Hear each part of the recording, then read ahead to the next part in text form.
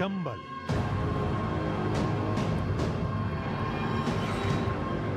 और उसका बीहड़ जितना खूबसूरत उतना खतरनाक, जितना जंगली उतना ही जानदार। और यह है चंबल नदी, जहां से इस इलाके की कहानी शुरू होती है।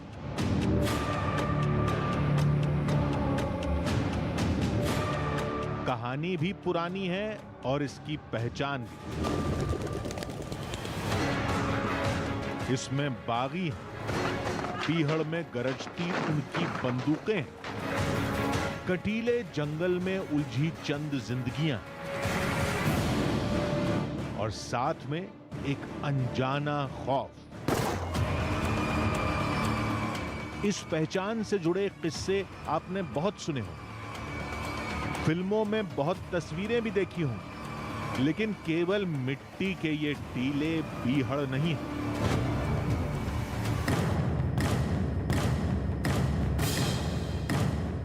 आज आधी हकीकत आधा फसाना की टीम आपको एक ऐसे चंबल में ले जाएगी जिसे आज तक किसी ने नहीं देखा।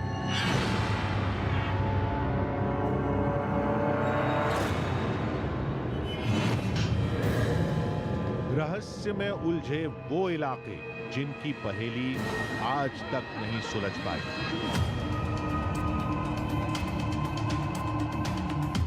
चंबल घाटी की भूल भुलैया, जहां आज भी लोग गुम हो जाते हैं।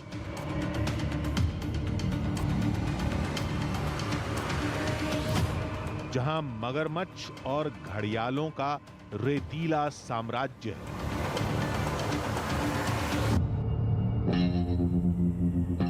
और चंबल नदी का वो किनारा जहां बागियों के साए आज भी मंडराते हैं।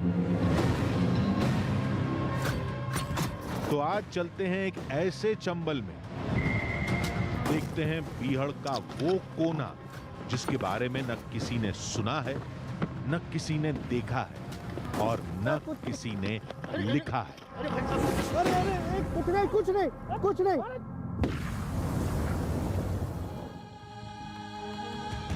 आधी हकीकत आधा फसाना।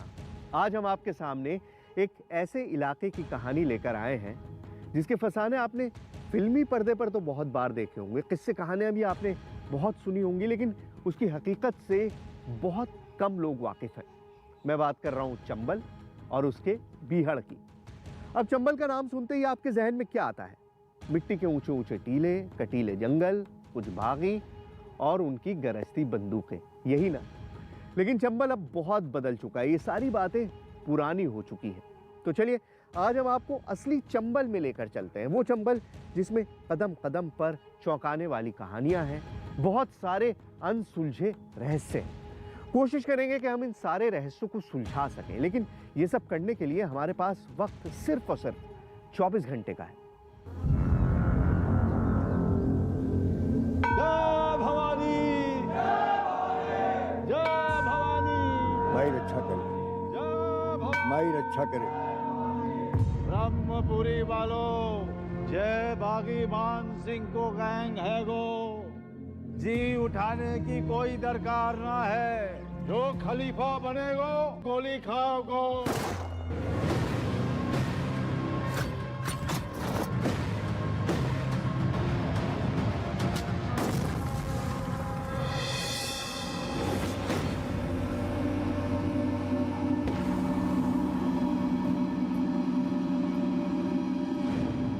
कोई मुकाबला करे की कोशिश ना करे, कोई भागे की कोशिश करेगा गोली खा को।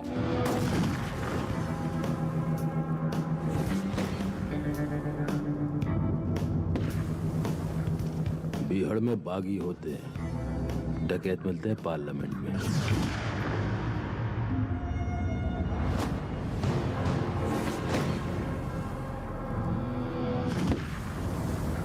नमस्कार, मेरा नाम सुहेल है और इस वक्त मैं मौजूद हूं चंबल के बीहड़ों में। वही बीहड़ जो खतरनाक भी है लेकिन बेहद खूबसूरत भी है। इन बीहड़ों के बारे में आपने हजारों किस्से कहानियां सुनी होंगी, सैकड़ों फिल्में देखी होंगी, लेकिन असल में चंबल के बीहड़ होते कैसे हैं? क्या ये उतने ही खतरनाक हैं? क्या यहाँ पर जिंदगी उतनी ही मुश्किल है? क्या यहाँ पर आज भी वो सारे नाम गूंजते हैं जिनकी दहशत इस पूरे इलाके में थी? यही जानने के लिए हम इन बीहड़ों में मौजूद हैं। वही बीहड़ जिनके नाम से भी लोग थर्राते थे, वही बीहड़ जहां आज भी अंधेरा होने के बाद कोई पांव रखने की हिम्मत नहीं करता। लेकिन आज हम 24 घंटे इन्हीं बीहड़ों में बिताएंगे, सुबह से लेकर रात तक, और रात से लेकर अगली सुबह तक इन्हीं बीहड़ों की असली जिंदगी को आपके सामने रखेंगे।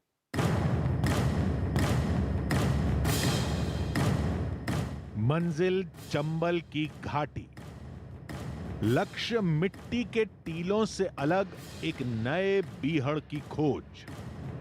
लेकिन कैसे करेंगे, कहां जाएंगे? इसी उधेड़बुन में हमारी टीम चली जा रही थी।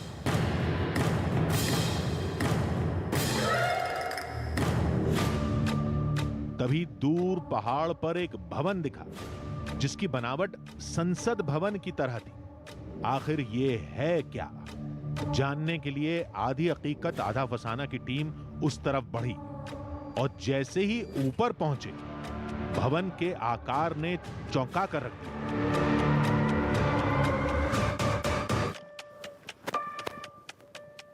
ओ गॉड, ये क्या चीज है? अरे मुझे मत दिखाओ, उधर दिखाओ। ये देखिए, ये क्या है? ओह, ये बिल्कुल वैसा ही है जैसे आपने अगर पार्लियामेंट देखा हो। पार्लियामेंट तो आप लोगों ने देखा ही होगा, रोजाना देखते हो, खासतौर से हम न्यूज़ वाले तो हमेशा देखते हैं। और दूर से देखकर मुझे बिल्कुल ऐसा लगा जैसे हम पार्लियामेंट के पास आ गए। अब मैंने सोचा यहाँ दिल्ली कैसे आ गई, लेकिन आप खुद देखिए, बनावट देखिए, ऐसा लग रहा है जैसे किसी ने ब्लूप्रिंट उतार के रख दिया है। पूरा जो ब्लूप्रिंट है संसद का, वो यहाँ पर मौजूद है। कोई फर्क ही नहीं दिख रहा, सेम वही बनावट है। अगर आपने पार्लियामेंट का फोटो बराबर देखिएगा, जब ये एडिट होगा तो मैं कहूँगा दिखाइएगा, और आपको अंदाज़ा होगा कि मैं क्या कह रहा हूँ। इट्स शॉकिंग है क्या? ये देखते हैं।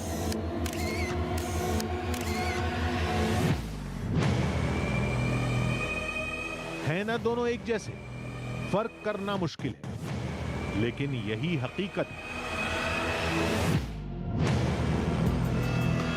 इस भवन की बाहरी बनावट बिल्कुल संसद भवन की तरह है। तब लोगों ने बताया कि ये एक शिव मंदिर है जिसका नाम है 64 योगिनी।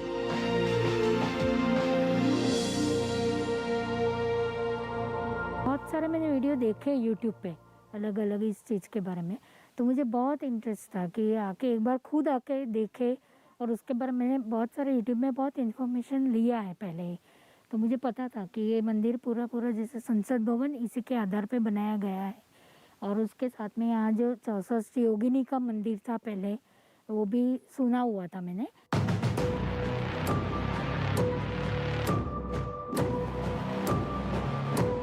अब मंदिर के अंदर देखते हैं वहां क्या मिलता है।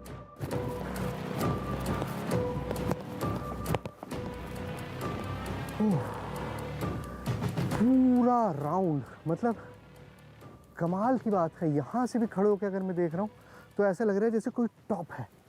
बड़ी इंटरेस्टिंग चीज़ है। आइए अंदर चलते हैं।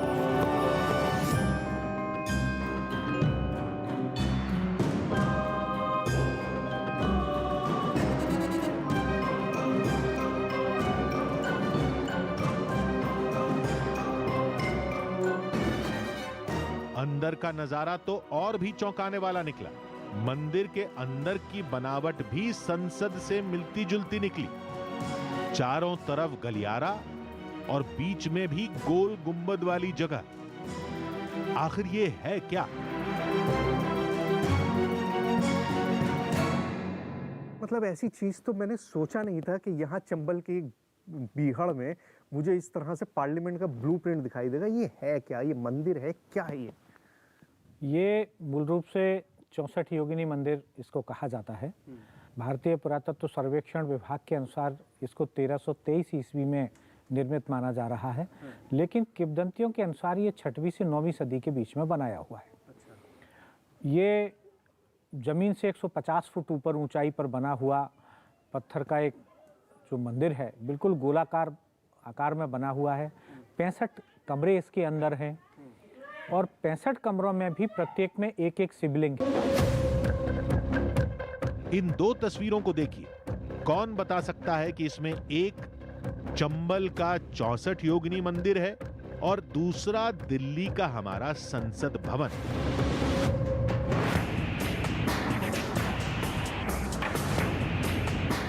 मंदिर के किसी कोने में जाएं, संसद भवन की छाप हर जगह दिखेगी।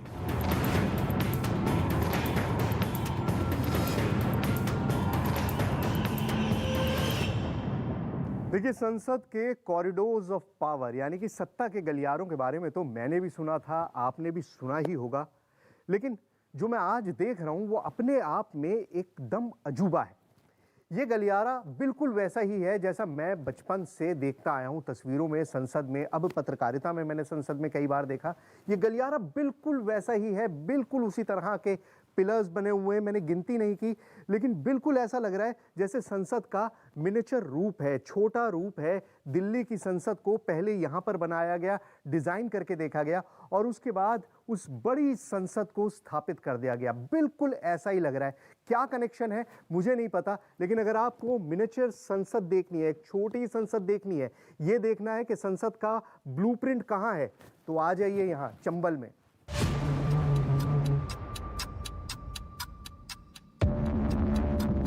मंदिर के चारों तरफ 64 कमरे हैं और हर कमरे में एक एक शिवलिंग है, बिना जलहरी के। और ये बनावट आज भी लोगों को हैरत में डालती है। कुछ लोग इसे तंत्र मंत्र से जोड़ते हैं।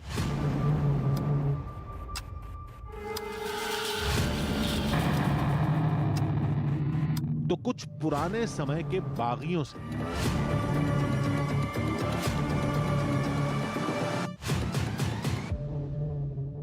हर कमरे में एक शिवलिंग है। मैंने कमरे तो काउंट कर लिए हैं, मैं आपको शिवलिंग दिखाता हूं। इन हर कमरे के अंदर छोटे छोटे शिवलिंग। अब जैसे इसी को देखिए, ये एक बहुत छोटा सा शिवलिंग है, जलहरी नहीं है इसके अंदर।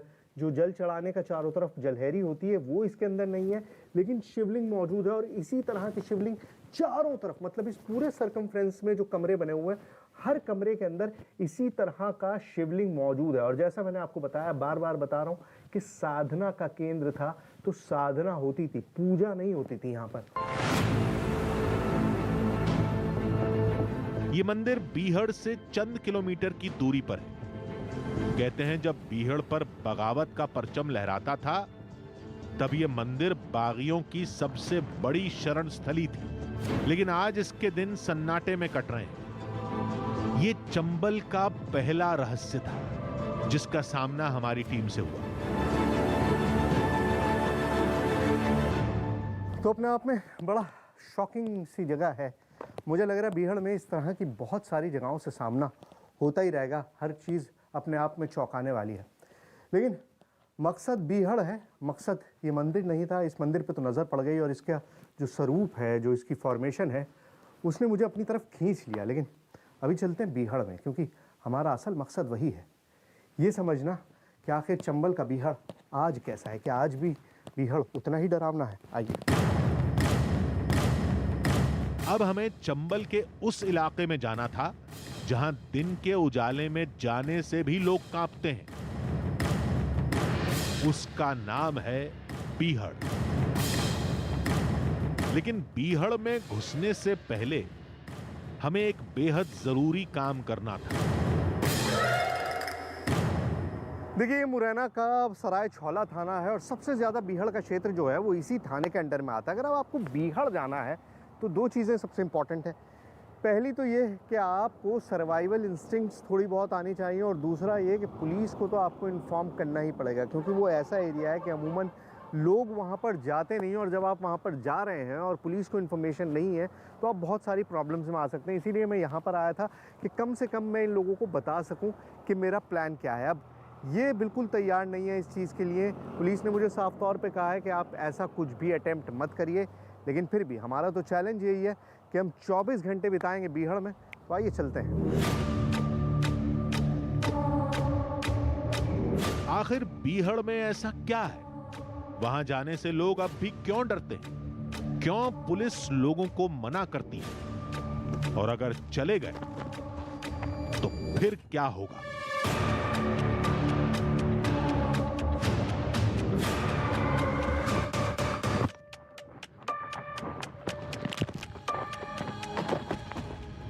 चंबल यानी बीहड़, बीहड़ यानी मौत का दूसरा गढ़। कहते हैं उस इलाके से गुजरते वक्त लोग इतने खौफ में रहते थे कि एक हल्की सरसराहट भी कान में गोली की आवाज जैसे गूंज जाती थी। अब आप कहेंगे कि इतना खतरा है तो वहां जाने की जरूरत क्या है? वेल, जरूरत है, क्योंकि हमें आज का बीहड़ देखना है और आपको दिखाना भी है। मिट्टी के टीलों की वो भूल भुलैया जिसमें बागियों का पीछा करते करते पुलिस वाले गुम हो जाते थे। चंबल नदी का किनारा जहां खौफ की रातें गुजरती थी। देखते हैं कि वक्त के साथ ये सब कितना बदल गया है और कैसे बीहड़ को दो हिस्सों में बांटने वाली चंबल नदी आज घड़ियालों का सबसे बड़ा घर बन चुकी है।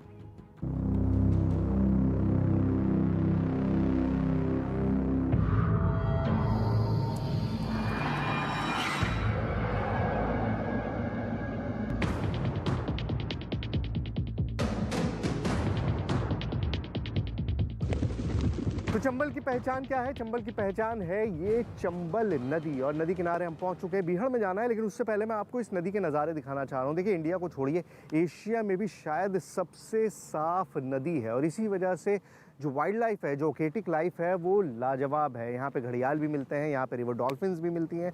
बहुत सारे ऐसे नज़ारे हैं जो आपको हिंदुस्तान में और कहीं नहीं मिलेंगे सिवाय इस नदी के।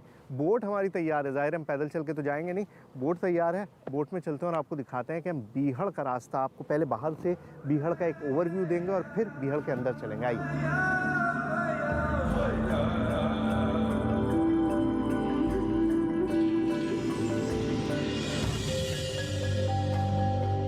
चंबल नदी की गिनती देश की सबसे साफ नदियों में होती है। एक पौराणिक कथा इसे शापित बताती है।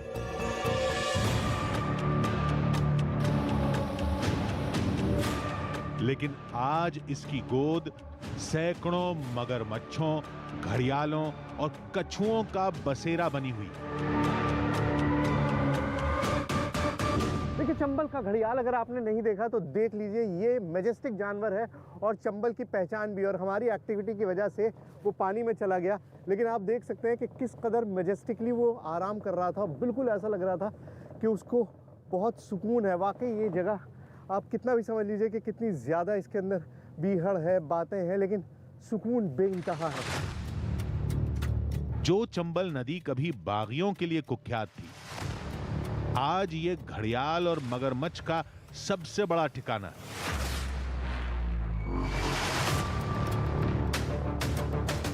इसकी सबसे बड़ी वजह है इस नदी का साफ पानी। बीहड़ में न लोग रहते हैं, न ही कोई फैक्ट्री है, लिहाजा मगर और घड़ियाल यहां काफी तादाद में मौजूद है। ये मगरमच्छ जो है ना, ये भयंकर तौर पे अग्रेसिव होता है, कभी भी हमला कर सकता है किसी के ऊपर भी। आप देख सकते हैं किस कदर मैसिव है। आप इसका साइज अगर देखेंगे तो 10 फुट का मुझे लग रहा है। मतलब मैं अगर इसको नापने की कोशिश करूं, और वजन देखिए किस कदर मैसिव है। ये अपने आप में बहुत ही बड़ा जानवर है, बहुत ही मैसिव जानवर है। और अगर इन हालात में आपका सामना चंबल नदी में इस जानवर से हो जाए तो समझ लीजिए कि आपका मामला तो खत्म है, क्योंकि ऐसे जानवर के साथ किसी भी तरह से नदी को क्रॉस नहीं किया जा सकता। और इसीलिए चंबल को इतना ज्यादा खतरनाक माना जाता है कि कोई भी बीहड़ से नदी की तरफ निकलने की कोशिश नहीं करता कभी भी। आज चंबल नदी का ऐसा कोई कोना नहीं जहां घड़ियाल न मिले। चंबल नदी के बाद अब उस जगह जाने की बारी थी जिसे लोग बीहड़ कहते हैं।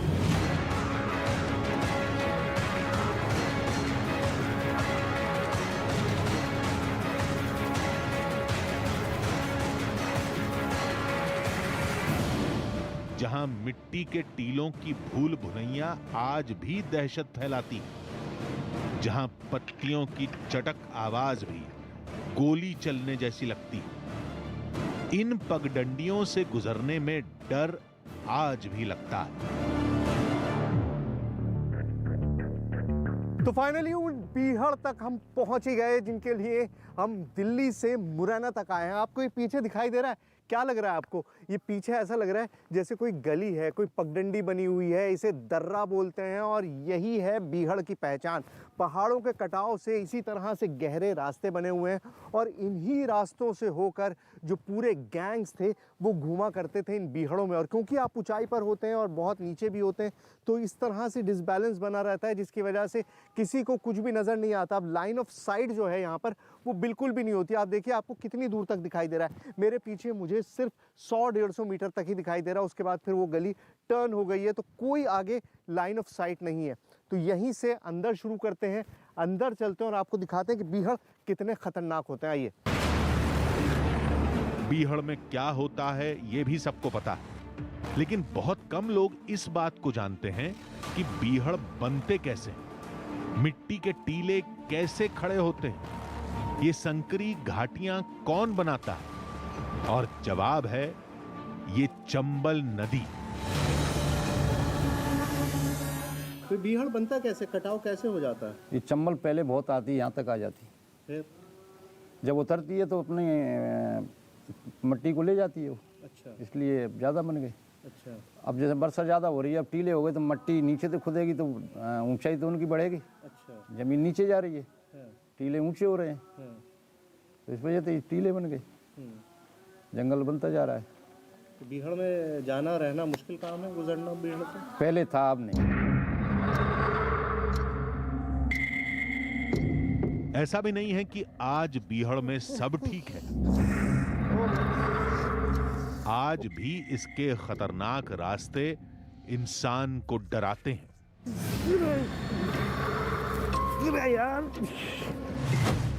अभी बहुत कुछ जानना बाकी था, बीहड़ को और करीब से देखना था। हम उसी काम में जुटे थे, तभी कुछ कदमों की आहट सुनाई दी।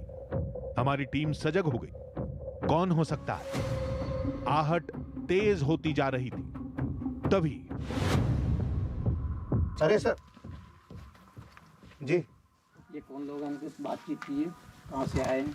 कहाँ से आए आप? इस तरह ये चंबल में सर दिल्ली से हैं, शूट के लिए आए हुए हैं। आप जो भी हैं जी ये बहुत खतरनाक जगह है जी। और यहाँ शाम होने को है और आप इस तरीके से शूट करना ठीक नहीं है। नहीं, मैं तो गया था वो छौला थाना, सराय छौला में गया था मैं, शायद आपसे मुलाकात नहीं हुई। आप थाना प्रभारी हैं ना वहाँ, शर्मा जी? जी हाँ। हाँ शर्मा जी, वहाँ आपसे मुलाकात हुई नहीं तो आप लोग, मतलब मैं गया था बिना सिक्योरिटी बिना अनुमति के नहीं आना चाहिए था। जी। आप बिना सिक्योरिटी के, सही बात है, मैं इसीलिए गया था, लेकिन आपसे मुलाकात नहीं हुई तो फिर मैंने सोचा कि देर हो रही है, हमको लौटना है। हाँ। अभी तो लेकिन मतलब उस तरह का नहीं है ना अभी ये तो। शाम होने को है और ये जगह वैसे भी पहले से भी ठीक नहीं रही है सुरक्षित। और यहाँ पहले बागी वगैरह रहते थे जी, तो कुछ भी खतरा हो सकता है। हाँ। भले ही बीहड़ में अब बागी नहीं रहे, लेकिन अपराध के काले साए आज भी यहां मंडराते हैं।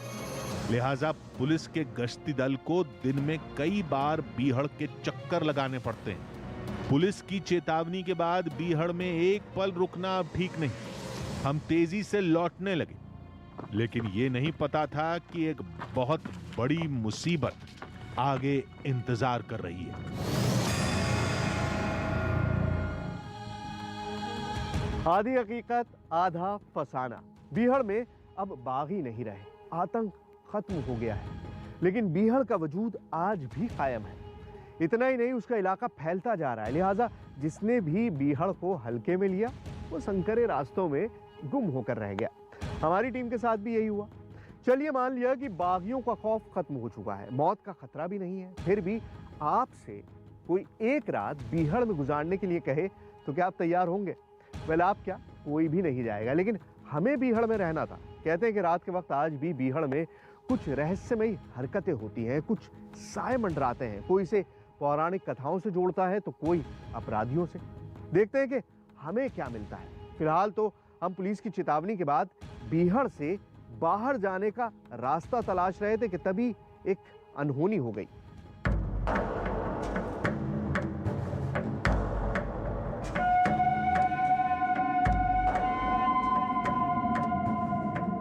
बीहड़ में हर तरफ सन्नाटा था। पुलिस ने भी हिदायत दे दी, अब यहां रुकना सही नहीं होगा। हमारी टीम ने बाहर का रुख किया।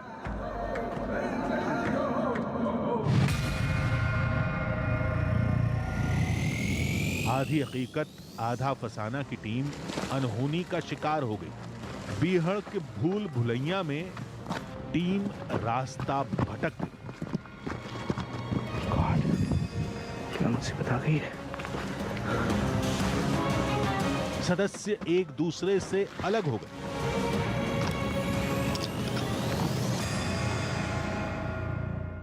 ये कौन है?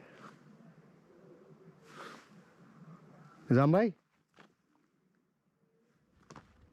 निजाम भाई, कोई आवाज नहीं आ रही और मैं बिल्कुल अकेला हो गया हूँ।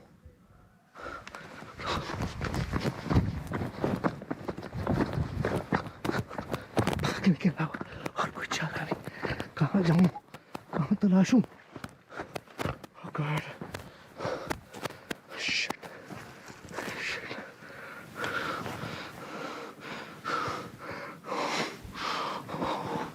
Oh God.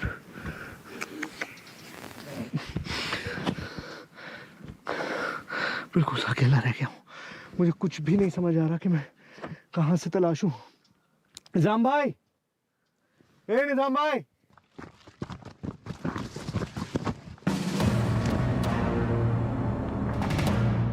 पतले संकरे रास्ते, कौन किधर जाता है पता नहीं।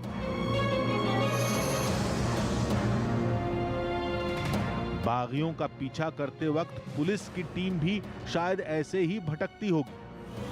मैं इस वक्त सिर्फ ये इसलिए रिकॉर्ड कर रहा हूँ ताकि ये रहे कि मैं कम से कम कहाँ था कहाँ नहीं था, मुझे अपनी लोकेशन का एटलीस्ट अंदाज़ा रहे। वरना इस वक्त बहुत ही ज़्यादा परेशानी में हूँ। देखिए, अगर नहीं कुछ भी मिल पाया तो I don't know what I will do, because अब इसके आगे कोई भी उम्मीद नहीं है। पता नहीं कोई आएगा नहीं आएगा। Hello hello. चंबल को चुनौती देना भारी गलती थी। 24 घंटे गुजारने थे, अभी पूरी रात बाकी है और यह हादसा हो गया। तभी सन्नाटे को चीरती एक आवाज सुनाई दी। 1 घंटे से ज्यादा का वक्त हो गया मुझे इस बिहार में अकेले घूमते हुए। अरे हो रहा है। अरे आवाज आ रही। ये कहाँ? हाँ कहाँ? अरे इधर हम लोग गायब हो गए थे। अरे यार तुम कहाँ चले गए थे? तुम लोग हद हो गई यार। एकदम पतला पतला रास्ता है, पता नहीं चल रहा पतला पतला रास्ता में 1 घंटे से परेशान घूम रहा हूँ। मुड़ कहाँ गए थे? पीछे पीछे तो आ रहे थे। सर पता ही नहीं पड़ी इसमें। पता नहीं पड़ी? क्यों? ऐसी गली वली सी बनी हुई है। हाँ गली तो बनी हुई है मेरे भाई, लेकिन कम से कम देखते तो सही कहाँ पर हैं। मैं इतनी देर से चीख रहा हूँ, चीख चीख के मेरा गला फट गया। पानी दो प्लीज, पानी दो, पानी दो, पानी दो। बैठ जाओ। एक दूसरे को सामने देखकर सभी ने राहत की सांस ली। फिर हम बीहड़ से तुरंत रुखसत हो लिए।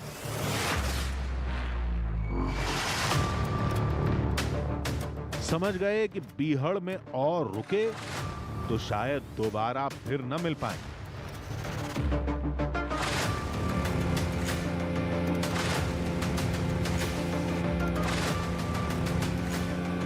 अब हम चंबल नदी के उस किनारे जा रहे थे जो रात गुजारने के लिए चुना गया था।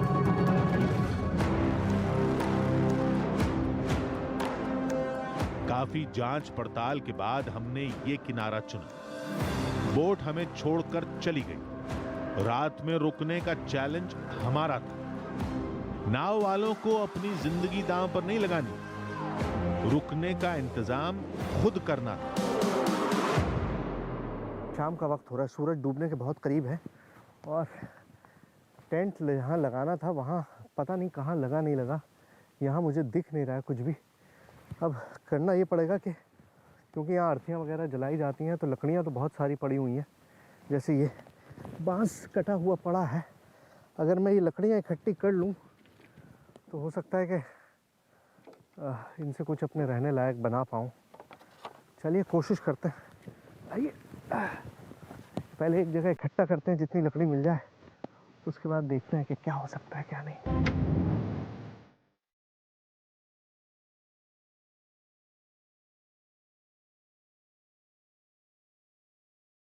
किसी तरह सिर ढकने का इंतजाम तो हो गया। अब एक और अहम काम बाकी था। आग बहुत ज़रूरी है, थोड़ा बहुत कुछ सेफ्टी के लिए भी। यहाँ पे आपने देखा ही है कि किस तरह से मगरमच्छ हैं और घड़ियाल हैं। घड़ियाल से तो ख़तरा नहीं है, बट मगरमच्छ अटैक कर सकते हैं। तो थोड़ा आग का इंतज़ाम कर लेते हैं। लकड़ी बीन के लानी पड़ेगी, इधर उधर जाके देखते हैं सूखी लकड़ी मिल जाएगी तो वो ला के आग जलाते, क्योंकि एक बार अंधेरा हो गया फिर कुछ नहीं हो पाएगा।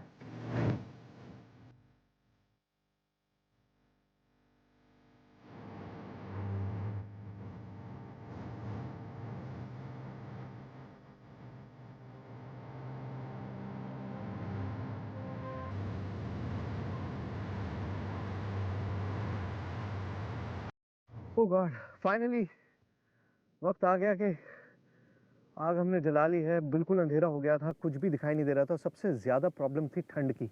इस कदर ठंड हो गई थी कि अब बैठना भी मुश्किल हो रहा था। तो मुझे लगा कि अब आग जला लेनी चाहिए, और ये लकड़ी वगैरह मिल गई तो उससे काम बन गया।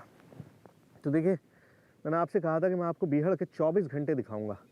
मैं आपको दिखाऊंगा कि किस तरह से बीहड़ में 24 घंटे बिताए जा सकते हैं। फिल्मों के तो आपने देखे होंगे, लेकिन हम आपको वो दिखाएंगे जो बिल्कुल असली है, जो आपके सामने घट रहा है इस वक्त।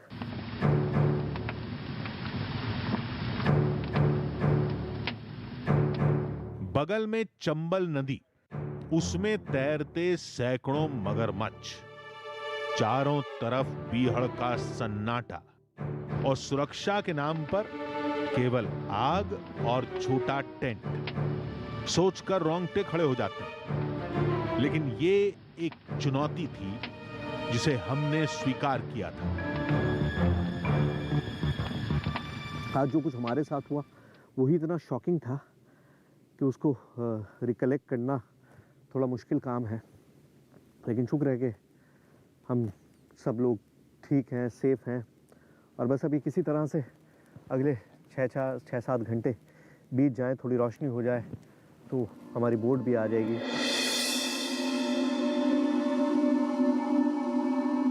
रात गुजरती जा रही थी।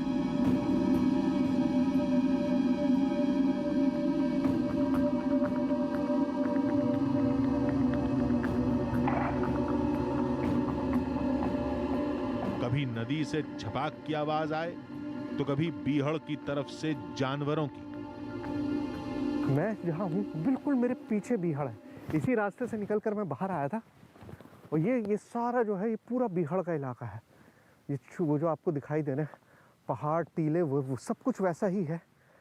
बस वही है कि जाना नहीं है अंदर, इस वक्त अंदर नहीं जाना है, क्योंकि जो शाम में हुआ था उसके बाद मैं कदम नहीं रखूँगा अंदर किसी भी कीमत पे। पता नहीं क्यों मैं शहर देखने आ गया। आई वापस आवाज सुनकर बीहड़ में जाना मतलब मौत को दावत देना। नदी का रुख करना मतलब मगरमच्छ का निवाला बनना। लिहाजा चुपचाप आग के सामने टेंट में रहना ही समझदारी। ठंड इतनी ज़्यादा है कि जैकेट होने के बावजूद भी बार बार ऐसा लग रहा है कि पैरों को समेटें, किस तरह से करें। तो फाइनली वो आग ही है जिसके पास जाके थोड़ा सुकून मिलता है और फिर वापस आ जाते हैं। तो मुझे लगता नहीं कि अब हम सो पाएंगे। अब बस इंतज़ार करते हैं कि किस वक्त सुबह होगी और हमारी जो बोट है वो आएगी। लगा कुछ अनहोनी होगी। सोचा था रात में रेत पर रेंगते मगरमच्छ दिखेंगे, लेकिन ऐसा कुछ नहीं हुआ और सुबह हो गई। तो आइए चलते हैं और अब इस सफ़र को यहीं ख़त्म करते हैं। मुश्किल काम था, बहुत मुश्किल था। किस तरह से हमने किया। थोड़ा सा बोट स्टार्ट कर लें, और बोट आ गई है तो जाने का वक्त भी आ गया है। मुझे यकीन है कि आपको भी एक नया इंसाइट मिला होगा। फिल्मों में जो आज तक आपने बीहड़ जो चंबल देखा उससे बहुत डिफरेंट, ये बहुत ही अलग दुनिया है। बहुत ज़्यादा इसमें मेहनत करनी पड़ती है और बिल्कुल झुरमुट हुआ है। अभी सूरज भी ठीक से नहीं निकला है, लेकिन सही वक्त पे ये लोग आ गए हैं। चल रहा हूँ मैं। चंबल में 24 घंटे गुजारने के बाद हमारी टीम लौट गई, लेकिन एक सबक के साथ। भले ही ये नदी अब बागियों को शरण नहीं देती, भले ही बीहड़ में अब बंदूकें नहीं लहराती, लेकिन खौफ का साया आज भी मंडराता है। यहां से गुजरते वक्त रोंगटे अब भी खड़े होते हैं। शायद इसी का नाम चंबल है।